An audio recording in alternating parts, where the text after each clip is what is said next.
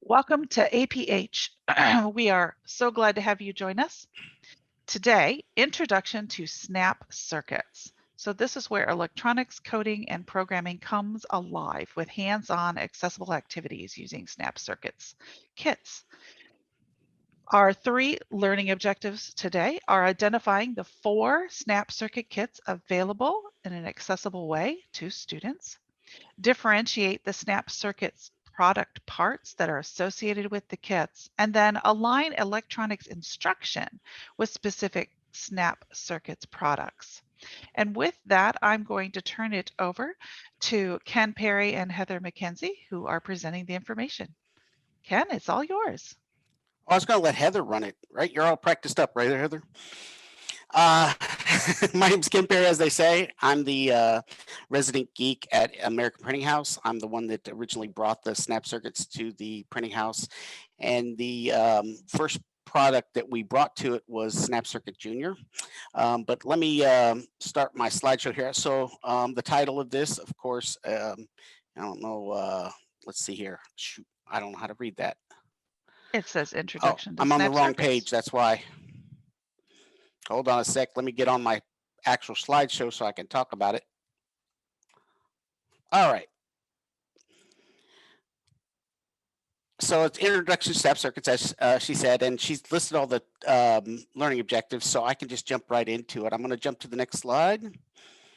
This is the agenda I've kind of got laid out. I'm going to talk about the Snap Circuit Junior. I'm going to talk about the RC Rover and the Snap Circuit BRIC structure, then the Snapino, and I'll end with questions. I'm going to jump back and forth from the presentation to a video camera, so we'll see how that goes. I don't think I'll have too much trouble. So let's see. This is me, the presenter. As I said, my name is Ken Perry. I'm this senior software engineer, new title, so hard to remember. I think it's got my email up there for those who want it. I'll give you a second to grab it, and you can ask all the questions you want. But I think it'll be at the end too, or at least actually this one I think has the tech address. So, all right, let's get started. The Snap Circuit Junior. That is the am I actually in the right slideshow, folks? Yes. You are. It says Snap Circuit Junior. Yeah, just the way this is read is kind of interesting. Okay, so the Snap Circuit Junior is a kit that comes with 101 different projects. It has, well, I don't know exactly how many parts, but the unique amount of parts is very few, meaning learning the Snap Circuit Junior is easy because of the unique parts. There's actually wires, there's LEDs, there's let's see, the horn, there's a fan, there's batteries. So there's a lot of parts to this. Like I said, 101 projects that they have, but you can make more than just what the actual kit builds. I'm going to flip down to the next. This is actually the parts list. I'm not going to read them all, and it's not exactly accessible. And we're going to work on this. If you go to the, or actually, I'm going to have a website that I'll have you go to here in a bit that will show you the website that has the documentation that's accessible. It has all the parts, and most of the parts defined as in what they are, and I'm going to talk about that in a second. Some of them are not defined, and I found that out making this presentation. So I'm actually going to be putting in to APH to modify the documentation for Snap Circuit Junior. But for now, I have a way for you guys to get the description of all the parts in an accessible manner, and I'm going to send you there shortly. And I don't mind if you go to it while I'm talking, but I'm going to be showing you some stuff, so you might want to check that out before going off to the page I'm going to give you. We'll put that in the chat session when I'm ready. So I'm going to show you the one of the more, I'd say, the more interesting projects. But before I do that, let me talk. Well, no, I'll talk a little bit that while I'm showing it. So I'm going to flip to my camera and show you this flying saucer project and talk about it a bit before going on. So let's flip over to that. Let's see. All right, I have to.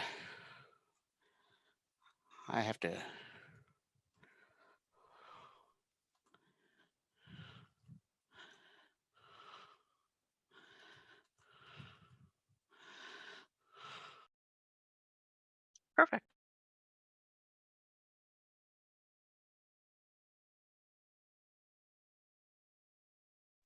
But Ken, you have accidentally muted yourself. Alt-A. Actually, I think I did that one. Oh, whoops. You're here. You're here. One more time. You're still muted. There you go. Wow, I pushed it and it didn't unmute. All right, you're going to probably see my side a little bit, but I'm going to start with this. This has nothing to do with snap circuits, but this is why we have snap circuits. This right here is what I'm about to show you in snap circuits. It's a motor, it's a switch, this is a little bitty switch, a bunch of wires, and a battery. And it spins. You can't see it on the video, but if I push the button, this spins. That's why it's wibbling. So I have exactly what I'm about to show you on snap circuits, but if you notice, as a blind person, this is kind of hard to put together. I'm a geek, so I do this stuff all the time, but if you can imagine a young blind person trying to learn to find these little holes, it's not exactly the easiest thing to do, right? But it is something that is doable. So when you start with snap circuits, this is where you're headed in the long run. So you can actually make devices just like any sighted person would. So I'm gonna put this aside and then I'm gonna bring this down. This is actually the same thing I was just showing you. Oops, get this wire out of the way. This is the batteries, just like that 9-volt. We got a switch and we've got a motor. So that's everything this little device had. And it has an extra thing, and this is why the kids love this so much. So we have a little fan lid, and we can turn it on, and it blows. Now, when I had foster kids, the youngest asked me why they couldn't watch TV, so I explained to them that the power had went out, and I showed them this, and I knocked a little piece off, and the fan would stop running, and well, they went off and played with Legos. So they said, okay, well, I can't watch TV, so I'll go play with Legos. But the kids understood that, hey, these are the batteries, this is how it powers the house. And then, you know, they got the fan just like they have on the ceiling. And I showed them, you know, hey, this is how it breaks. But the coolest thing the kids like about this, so let's see if we can get this on the cameras. You can see the fans pretty good, Leanne? Yes, I can. Or maybe you can't see it while it's going. See, one fan. Yeah, so if I turn it off, and the kids love that. So, and so do the adults. I can't stop them from playing with this fan. So, not that I'm playing with it or anything, but you have this is called the flying saucer fan, because if you turn it off, it takes off. So just something simple and fun to play, and it's very easy. What we've done, and let me go to I'll have to go to the next slide after I show you this. What we've done to do the instructions is, and this can be done in any other snap circuits. So if you, for instance, I suggest you get R4 first, so that you understand what's going on. And then if you wanted to get more advanced packages, like there's an extreme package that has 750 projects, which on 14th, I'm going to be showing some parts from that. You could actually label these yourself if you get some of the more advanced packages. But this one has, like I said, 101 projects. And the way we did it, we labeled this just like they did. This is 1 through 10. And then we have A through G. And for those who can't see, if you're blind, but I think most of you are TVIs and sighted, this is a grid of little snap posts. So it's just like the snaps you would have on your jeans, and the posts are 10 by 7. So that's 10 by G. If you think about your Braille, that's really, cool to learn. So the instructions are written as simply place. Let's see how this one is placed. This one, this is it's 2 connector. And so you would just say this one is A, B, C, let's see, A, B, C, D, E, F. And so it'd be F, no, I can't even do alphabet. A, B, C, D, E. So it'd be E2, and it'd be between E2 and E3, and you just snap the piece in. So the instruction would say, put to connector E2, E3, and that's how you'd build it. This is on the second layer, so it'd be in the second layer instructions, and I'm going to show you the instructions in a second. So we've wrote the instructions so that you can start with the first layer, build it up, and then put the second layer together. So these are, this is a motor. Like I said, I could go through all the parts. I don't know that we need to go through all the parts yet because I'm going to do that in a second. So that's about it on the demo for this one. Let me go over here to my other camera now, switch back. And then we'll do, no, that's not what I want to do.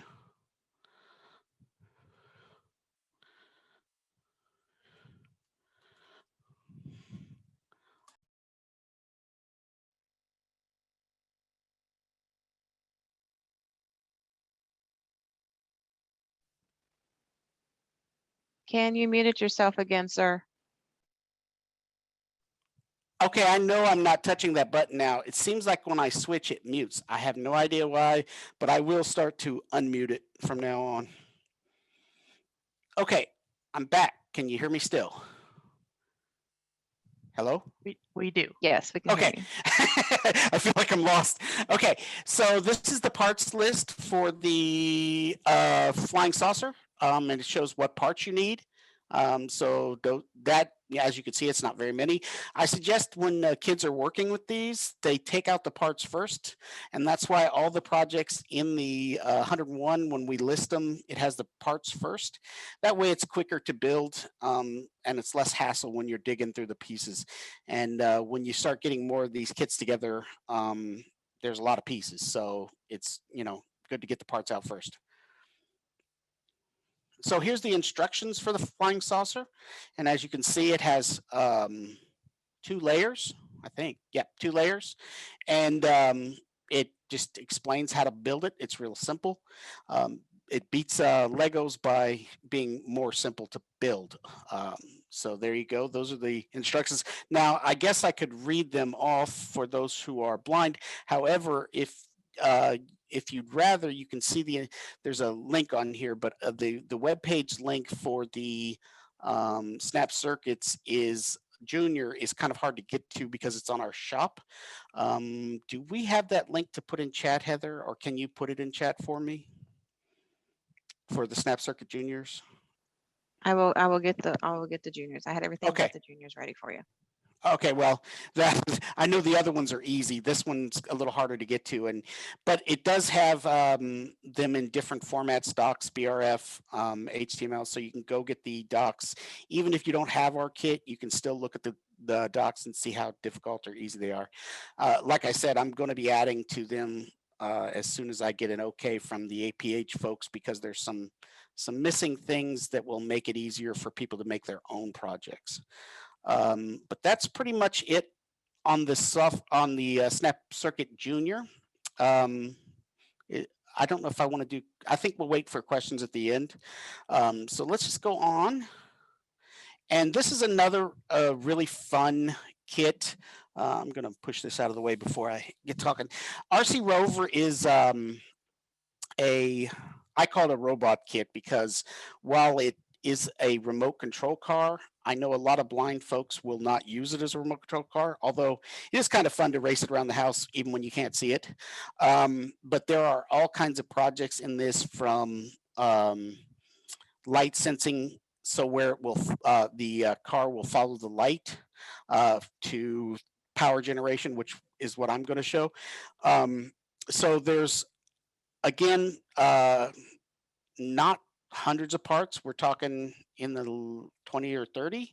This is kind of a secondary kit to the Snap Circuit Junior. So if you buy this one, you can do more with it if you have the Snap Circuit Junior. But without the Snap Circuit Junior, I forget how many projects there are. I think there are 25. I'm not certain. So, but it's close to that. Let me go to this. This is the parts list for the RC Rover. It's got a horn. It hasn't, you'll notice it doesn't have any battery part, and that's because the body is the battery part. For those who, again, can't see, there is a web page, tech.aph.org/RC Rover. And I know Heather will put that one in the chat window. If you go to that one, it has all the parts, it has all the projects, and it's the full documentation for the RC Rover. It even has where to get parts and things like that. So what I have found with this kit and with the previous kit is some of the more major parts like the motor controller, the Space War sound, the music sound, and there's an alarm sound part.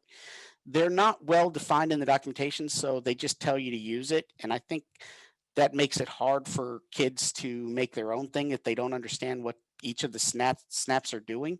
So what I've done, and I'm stopping here to say this, if anybody wants to open it up, it's blinksoft.com/parts.html. I'm going to add that to our resources in all our documentation. That way, I'm going to have a unique parts description for all the unique parts. And that's what this website is that I made. And I made this last week and have been working on it so that you can go through and see that there are only about 31 real difficult parts, and they're pretty easy to use when you know what they are. And I have listed them all on this parts page. So it's blinksoft.com/parts.html, and I will put this in the chat when I get to the question and answer time, if somebody doesn't already type it in.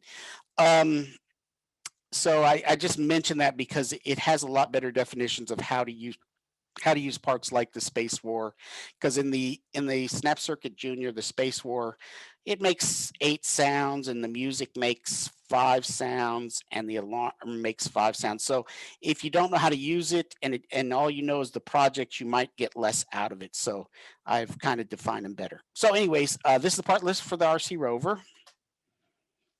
So the project I'm going to show is called the Generator Project. And I think it's got a picture here. I'm not certain. Heather, it does? Okay. Heather helped me with my slides, and I need to add some accessibility to it, but that's okay.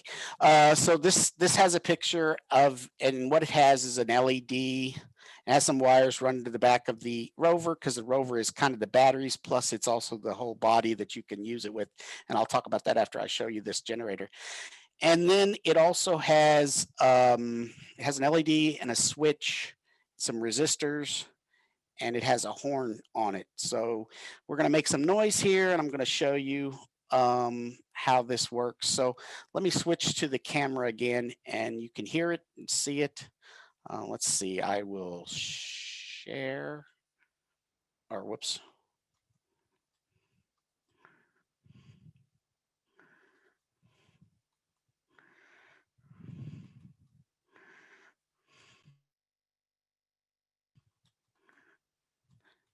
There, I caught it. It muted me. That's very nice of it. Okay, y'all can hear me, I'm sure. Yes. All right, I have a blank page, so let's get this thing from behind me. This is like cooking on one of those cooking shows. I'm pulling it out of the oven, pre-cooked. So what's being shown on the camera right now, if you can't see it, is a Rover body that's upside down. And the Rover body is snapped. It has wires going, and these are snap circuit wires. Now, if you read the instructions, it tells you colors. And I will go to the, I don't have the instructions on my PowerPoint for this one, because the main reason I wanted to show the others instructions, see how easy they were. But if you want to see the instructions for this, it's Project 8, and it's in the tech.aph.org/RC Rover. And I think Heather will put the RC Rover link in the chat if you want to go see Project 8.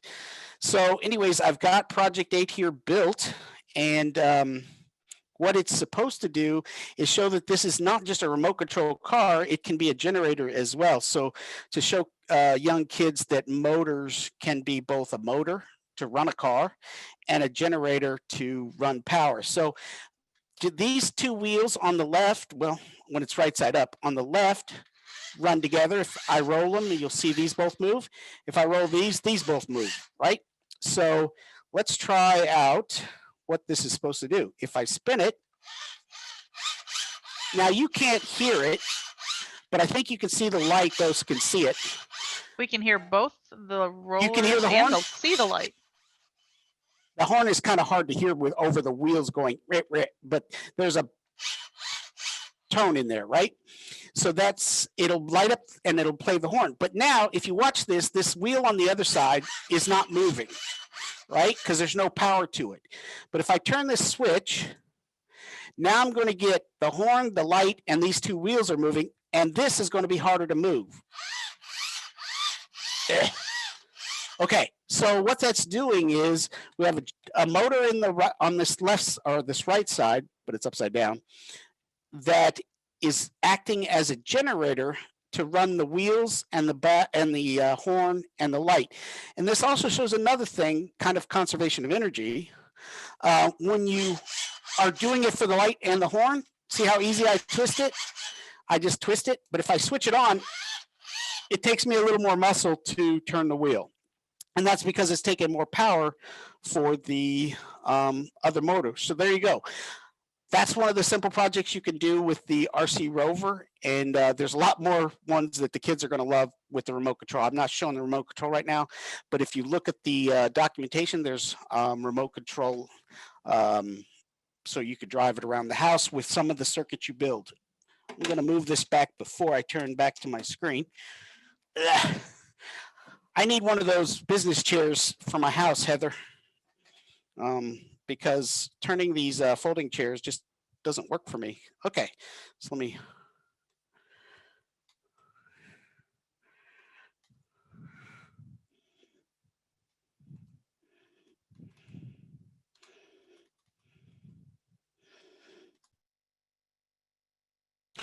It definitely mutes automatically. That's nifty. Okay, so we're back to the generator project. I'm going to show you the parts for that one. Oh, wait, no, it doesn't have the project list. I must have took that out. But that's pretty much it on the generator. And we're doing okay on time. So the BRIC structures is the next kit that we made. Well, actually, we made the Snapino before RC Rover and BRIC structures, but I'm showing these two first because there's kind of a logical progression of difficulty. The Snap Circuit Junior and the RC Rover are at about the same level of difficulty, and that's, so they have basic electronics, and that's about it, right? So there's not a lot of extra stuff to them. The reason I have BRICs as more difficult, they're still basic electronics, but what's more difficult about it is it doesn't use the regular Snap Circuit base. And let's see if we can look at the parts. So this is the parts list for the BRIC structures, and you'll notice that while it does not have Legos because nobody can put Legos in their own kits, what it has is interlocking bricks that may or may not connect to Legos. Wink, nod. Is that what I have to do? Anyways, so these are Lego-like bricks, and they have lights, and they have switches, battery. And what's really great about the structure set is it can go and connect to well-known brick sets, and you can build all kinds of cool stuff that has fans. I've seen things like a house that has a door that opens, and when the door opens, a bell rings and fans come on and all this other stuff. So I've seen kids build this up. Now, there are parts for attaching it to Lego bricks. There are 3D parts that are for corners. There are flat parts for tops, so you can just build whatever you'd like. Let's go to the next slide.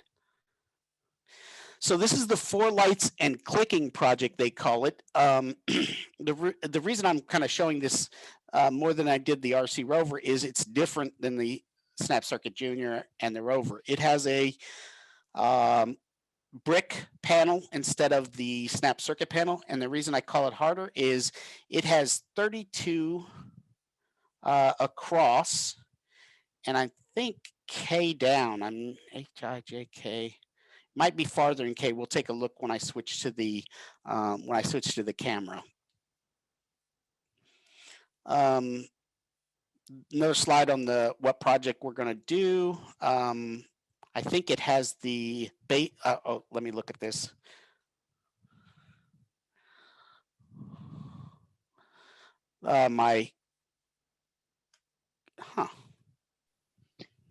Ken, Oh, the it slide moved. had the first layer of the four lights. It has the clicking first part. layer with the pillars, right? That is correct. For some reason, narrator, and I just read this about 20 minutes ago, so I know narrator can do it. I must be in some weird mode. Anyways, just for those who are listening, if they have students that have problems with PowerPoint, with JAWS, let them use another screen reader, because JAWS seems to be a problem with Zoom and PowerPoint. So I'm using narrator, but it's not my main screen reader, so I do mess up. So what this is showing is we had to make some basic changes to the way our instructions are. And so the way it works is you build up parts first, and this shows you how to build some of the basic pillars.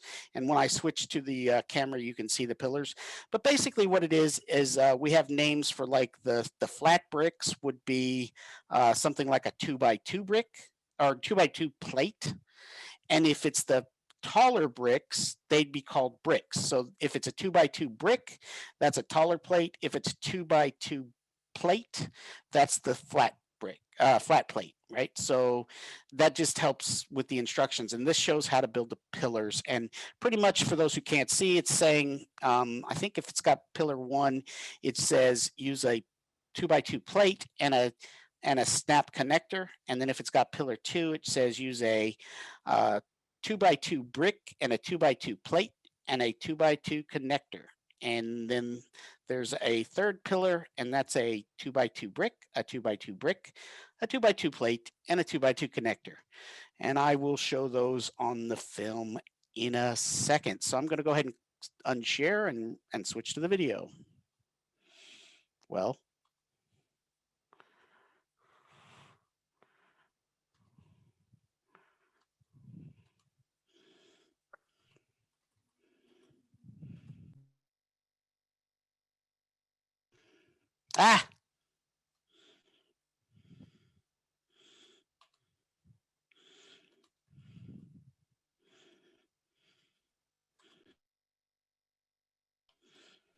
We see your table. there we go. Can you hear me? We Yes. can. Well, it definitely is auto muting.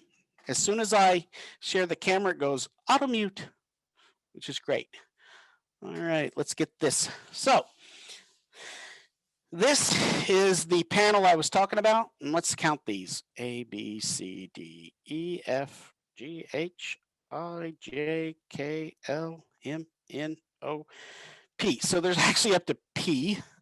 And then across is 32. I'm not going to count those. But so when people are doing these instructions, there's a much larger chance that when you count, you're going to get it wrong. I actually did, and had to readjust everything after, because I put this one in the wrong place, the battery. And let me get some batteries out of this, because I didn't want to have 100 batteries.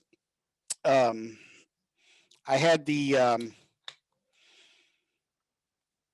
uh-oh, I only have 2 with me. Well, I'm just going to have to tell you how it works.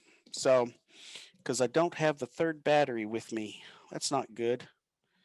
Well, anyways, so I wanted to show, and I can show it with the fan unit maybe. But, oh, man, that's too bad. So I have LEDs. There's a bunch of LEDs, and I picked this one specifically because it's got LED, LED, LED, lamp, LED. And you think, oh, and it has a melody player here. So it's got a little music box, and that's powered by these. It's got a lamp and the LEDs, and I think that's about it. So here's the problem with all the LEDs, and this is what everybody asks is, well, it's got all these LEDs on most of the projects. How are blind people supposed to do this? If you're going to work in electronics, you're going to work with LEDs from time to time. So you need to learn how to deal with them.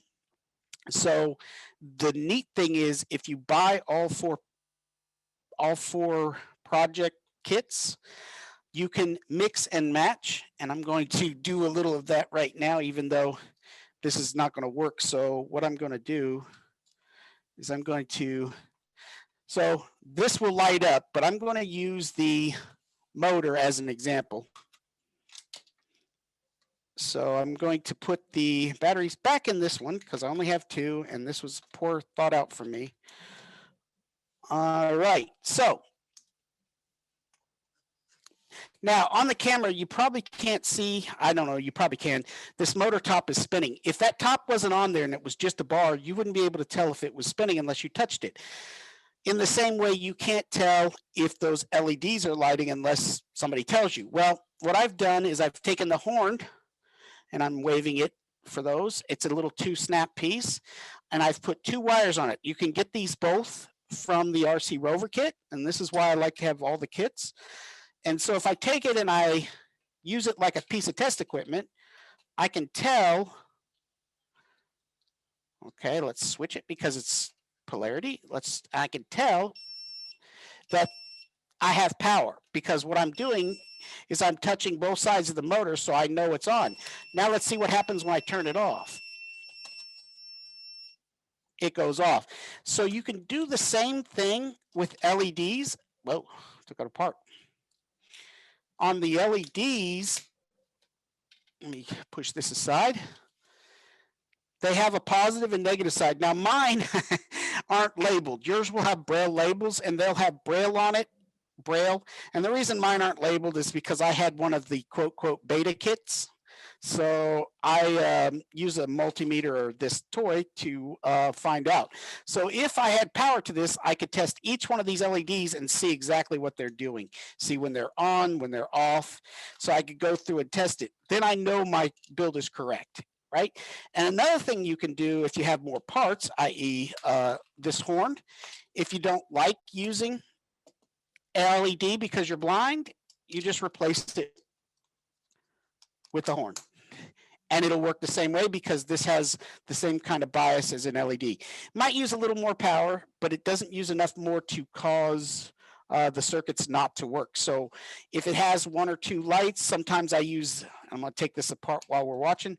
Sometimes I use this melody here, whoops, in place of an LED because this works the same as an LED. This works the same, this horn works the same as an LED. So you can put those into place and you have sound instead of lights. So while this kit has a lot of lights, you can replace them and use them as a blind person. Or you can build it as it's supposed to be and test them to make sure you did the right thing. Here's one of the pillars for those we're reading the instructors. There's the bottom brick, the middle brick, and then it has a plate right on top. So that's the connector. So I'm going to put that back down. So that's pretty much the bricks. I'm hoping we have some questions. We'll get back, but we have one more to go. And I actually had batteries for it, but let me switch to my screen again.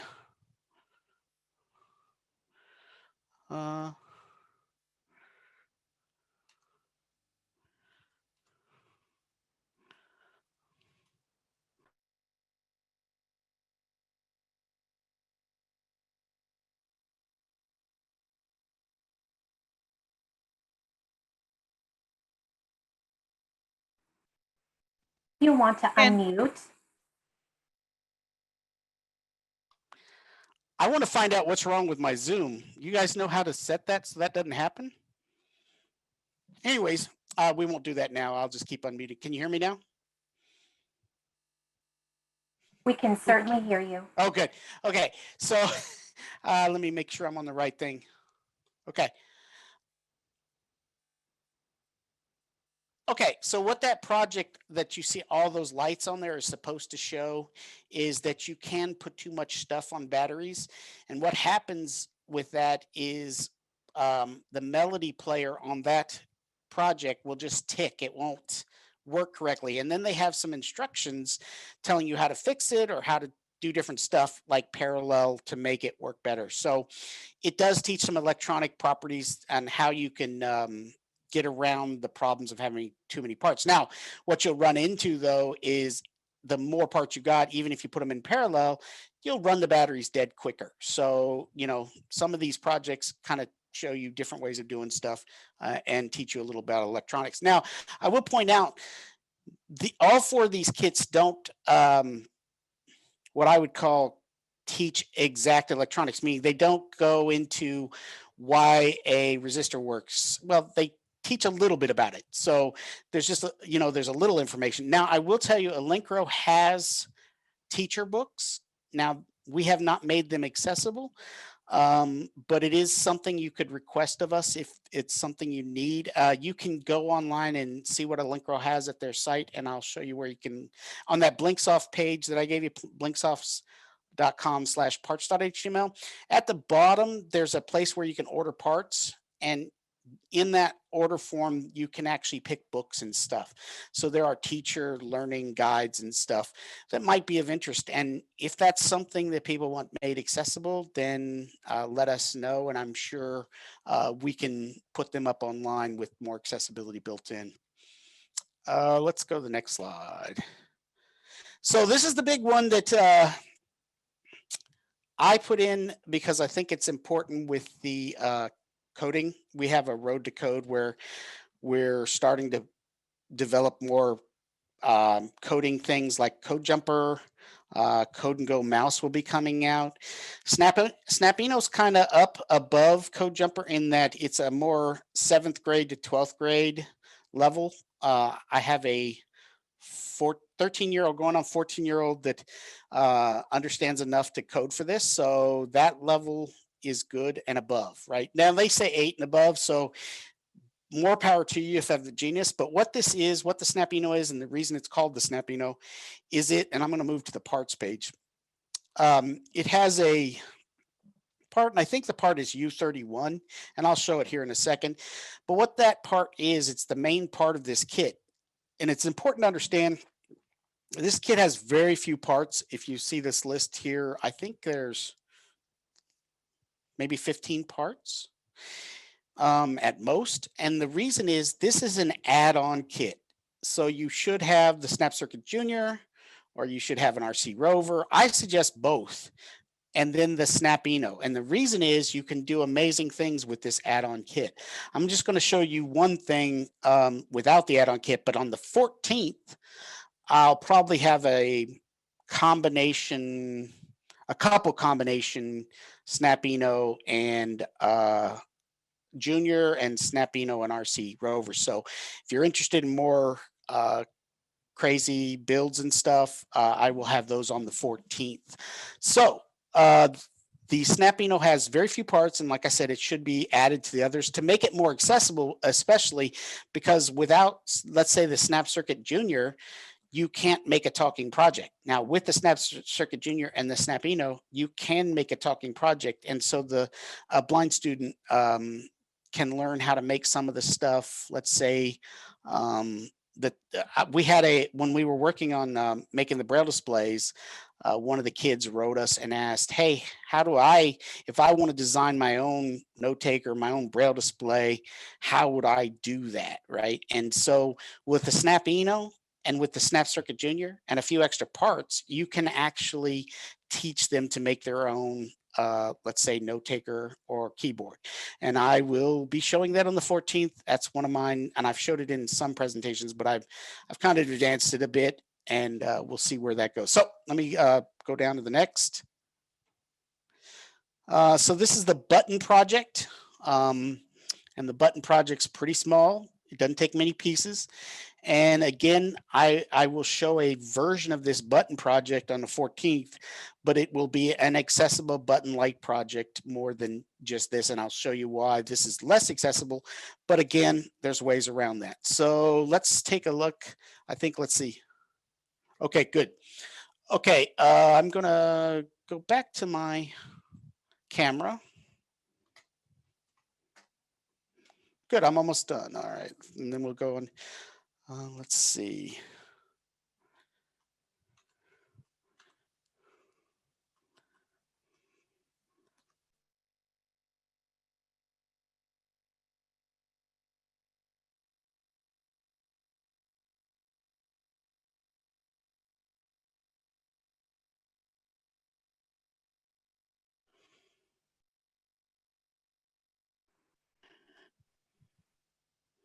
Is it unmuted? You're unmuted Yes. and we see your desk. All right, so this will be the last demo, and then we'll, well, look, I left a mess. I guess I'm not that clean of a worker here. So this is the Snapino. It comes with a 9-volt battery, but I'm going to tell you, I don't use it much, and I'll show you why.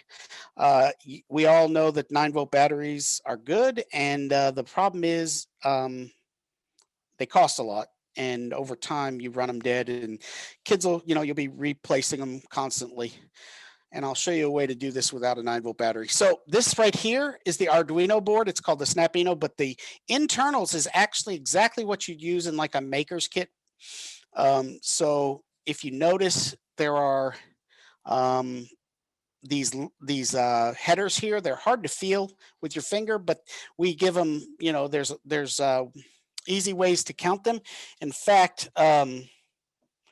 one of these wires here, one of these little jumper wires, let me get one of these little jumper wires, and you can sit here and count through it. Or you get, as someone said on one of the lists, you get extra credit if you use your stylus, because every blind child should have a stylus, so you can count the little holes. And all these they are like analog and digital inputs and outputs, so that you can add this to more advanced projects. In fact, if I take and stick this pin in one of these holes, I then can attach it to my little motor control here. And I don't have it set up to do it, but I could control this board with this board and actually turn it on and off. So, and that's what I'm going to show some of on 14th, is how we can make these more advanced and get them to the next level of engineering. So this is a Snapino board. Like I said, the Arduino, I have an LED coming off of it on pin 10. And then I have a, let's see, I have a, where'd my switch go? Oh, I have a switch or a button. It's a button. And then I have a resistor. So the resistor just lowers the power or the current, and so it doesn't blow anything up. And well, really, it keeps it from sparking into the input. So anyways, we got an LED, and it's going to turn on or turn off when I push the button, but it's not on right now because this is what I want to show you.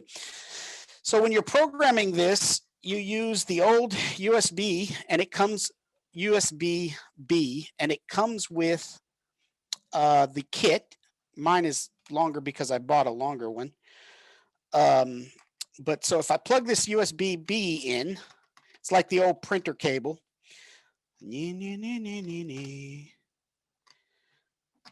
Well, what do they say? If I can't do it, nobody can. Okay, there we go. And you'll see this lights up for those who are sighted. And if I push the button, the lights go off.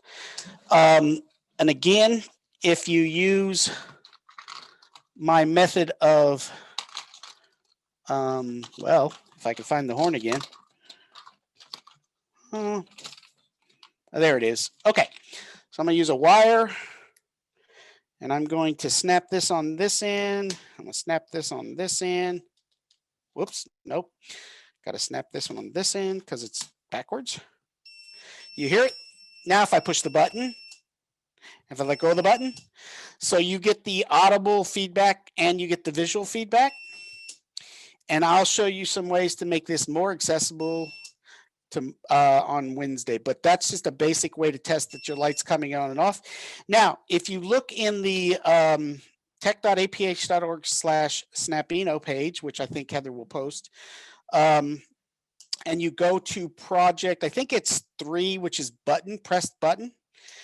It has the code, or no, it doesn't have the code in there. It has a link in the project page to the code. I can pull the code up if we have time, but I can basically tell you that this is 4 lines of code, because what it does is, while the button's on, this pin is high.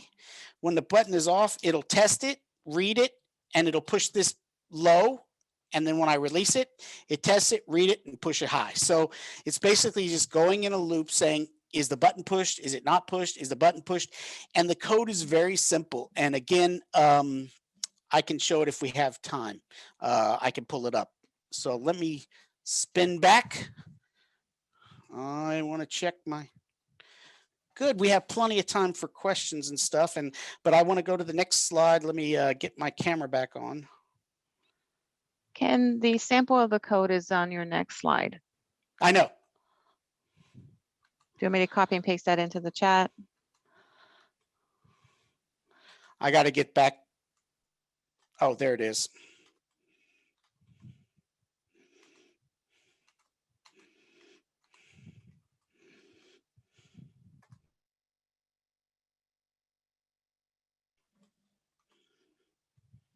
Am I unmuted?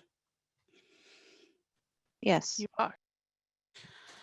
Okay, so I only put a couple here, but the next generation science standards, these they use these in a lot of classrooms to meet science standards. It's funny, I went through a bunch of the standards, and I'll bet you most of you know them better than I do. But I want to tell you that you could almost make this as part of an art project. If you look at, I think, Project 57 on the Snap Circuit Junior, it's a game. You actually make it spin. You spin the fan. It's sort of like the project that I showed you, but when the fan stops spinning, whatever corner it's pointed toward, you can have 4 people playing. You move your little piece, and the piece that you move are these little single snaps that you have for connectors. And so the person that gets across the board first wins the game. So you can actually make games out of this. You get a lot of the science standards for following instructions. I forget which 3 are listed here. I don't know if somebody, Leanne, you want to read those just so? Sure. There's cross-cutting concepts, science and engineering practices, and disciplinary core ideas. So those are the headings, right? Correct. Do you want me to read underneath? Yeah, first? if you can read under them, just let them Sure. know. So cross-cutting concepts, the 3 points, systems and system models, structure and function, cause and effect. 1 under science and engineering practices, which is developing and using models, and 1 under disciplinary core ideas, engineering and much more. So the reason I put engineering and much more is I gave up looking because there's so many things I think that fit the Snap circuits. It's sort of like trying to fit Legos under one category. There's just so much more you can do. You can tell stories if you really get into it. If you have a lot of kids, you can do engineering. You can actually do pre-engineering, which is one thing I'm going to talk about on the 14th. I use this to actually start developing a APH product. So if you want to find out about that, coming on the 14th. And from there, I want to see if there's any questions, because I can show a little code from the Arduino IDE if people want to see that. But before I do that, I'd love to see if there's any questions. Okay, this is an opportunity for any of you that are listening to write into the chat. I suggest you change your to all panelists and attendees. If you have any questions about the Snap Circuits kit or the projects that Ken was making.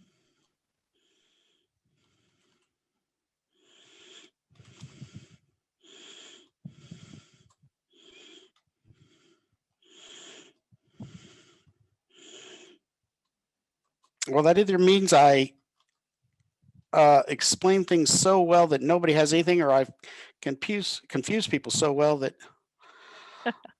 Well, you have one person that goes, this is cooler than cool. Can't wait to learn more on Wednesday. So I have time to show this code if people are interested in seeing it.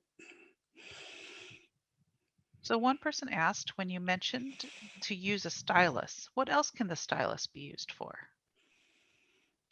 What else can it be used for?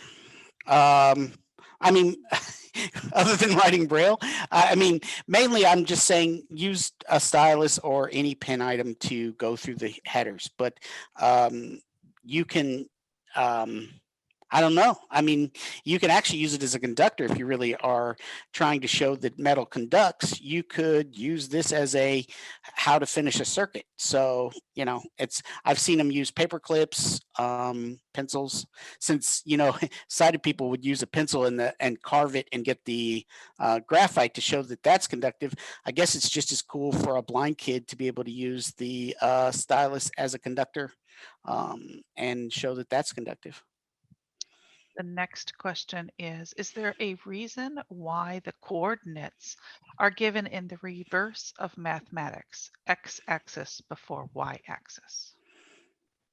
Because we weren't thinking when we did it? That's an interesting question. I will tell you, we did it in Excel format, which is kind of A1, B1, you know. So that I think is why we did it. But your comment has merit. So I would say because of Excel. I blame Excel.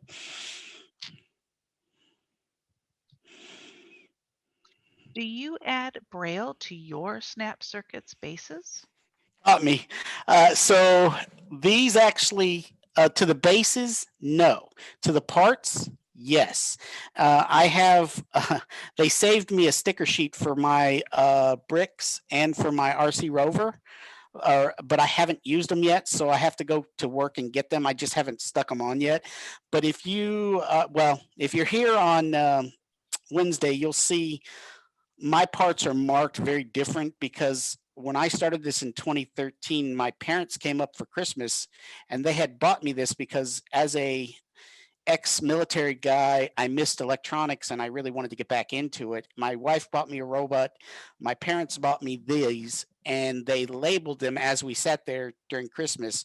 So my labels are very different. We thought them out better when we did it. So yes, I label everything I can. And the reason is the diodes are different. The LEDs, they look exactly the same, but they are different and do different stuff. And And there's a lot of things that are like that. this is Heather. I would like to point out is that the kits that come labeled from APH, the bases for the Rover and Oh, the yeah. Snap Circuit Junior are labeled Oh, and I should with have pointed. some Braille. Yeah, I should have pointed that out. I could have. The Rover is actually a support for the 10 by 7 panel that I was using in most of those demos.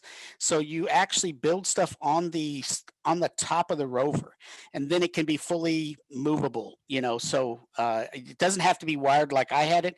That was just a different kind of project where it was wired off the top, but it actually snaps into the top of the Rover, so you can build your project on top of it. So your next question is, when you plugged the USB into the Snap-in, what was the other end plugged into? Oh, I'm still on the screen, right?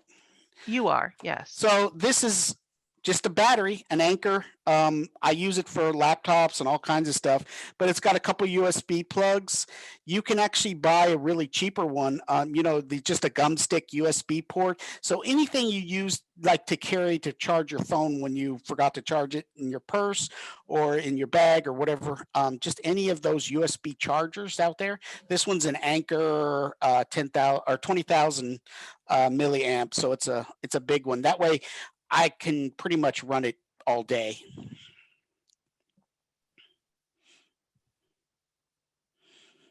I don't see any more questions coming in.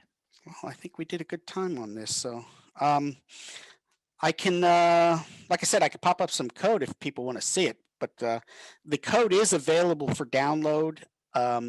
If the link is not available, I can actually put it at the bottom of that parts.html page, so it'll just appear there for people to go to it.